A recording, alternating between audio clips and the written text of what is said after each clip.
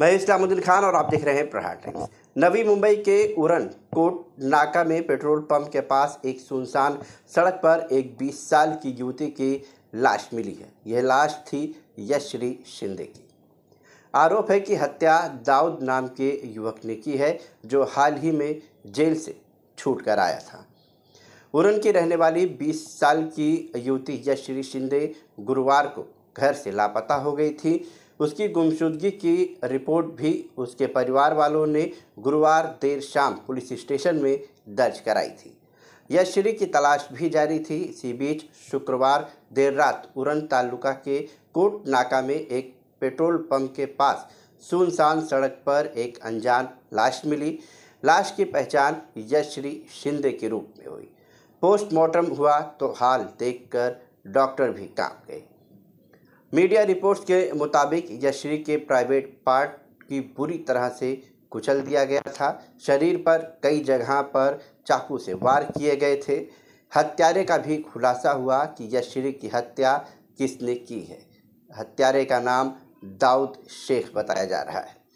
खबरों के अनुसार घर वालों ने आरोप लगाया है कि गुरुवार को दाऊद शेख ने यशश्री का अपहरण कर लिया, उसकी निर्ममता से हत्या कर दी।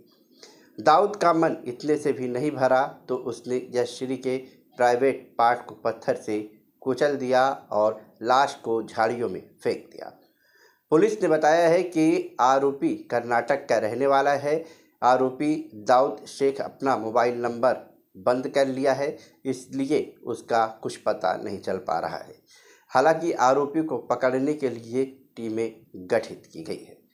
इस घटना के बाद से स्थानीय लोगों में काफ़ी गुस्सा है और दाऊद शेख को कड़ी से कड़ी सजा देने की मांग की जा रही है।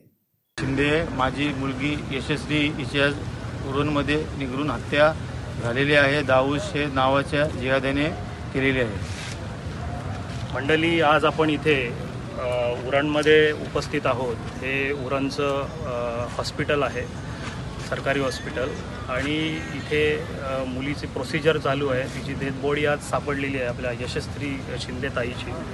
2019 मध्ये एक FIR झाली होती दाऊद शेख नावाच्या या जिहाद्यावर, आणि या जिहाद्याने आज तिचा सूड उगवला।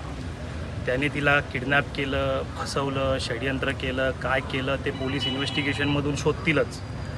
पण ह्या जिहाद्याने त्याचा बदला असा घेतला की ताईचे तुकडे केले, ताईची केस कापली किंवा अन्य गैर गुप्त अंगांवर तिने प्रहार केलेला आहे। इतकी राक्षसी वृत्ती, म्हणजे राक्षसही असे नव्हते, राक्षस हे बलात्कारीही नव्हते।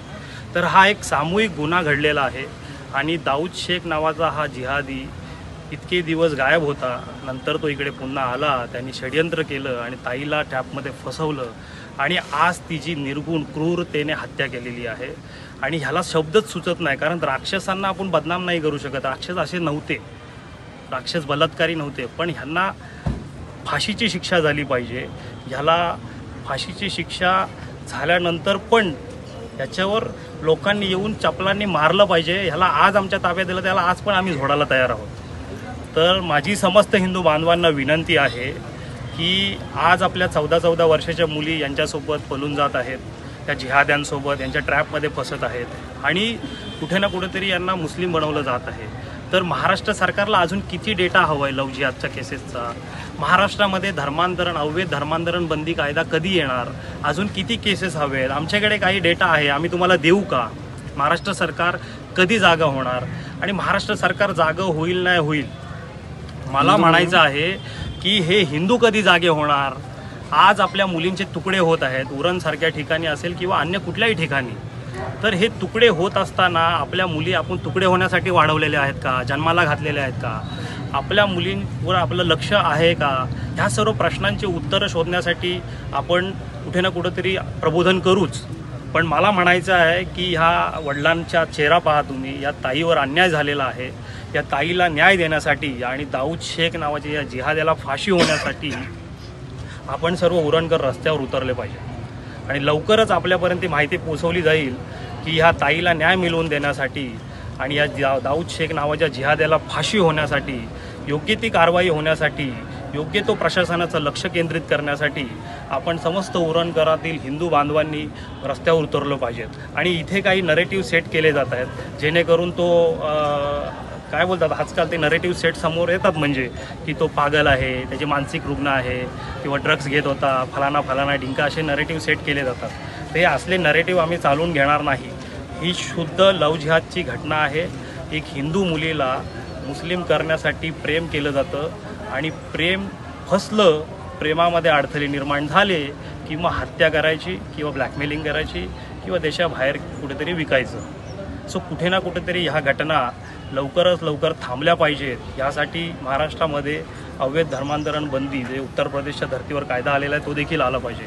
पण माझी उरणकरांना आणि आसपास राहणाऱ्या रायगडमधील आणि नवी मुंबईमधील हिंदू बांधवांना विनंती आहे की आपण एक जागृती करण्यासाठी आणि ह्या दाऊद शेख नावाच्या जिहाद्याला फाशी होण्यासाठी एक व्यापक आंदोलन उभं करणार आहोत. आपल्यापर्यंत लवकरच माहिती येईल. तुम्ही सर्वांनी सहकार्य करावे. धन्यवाद.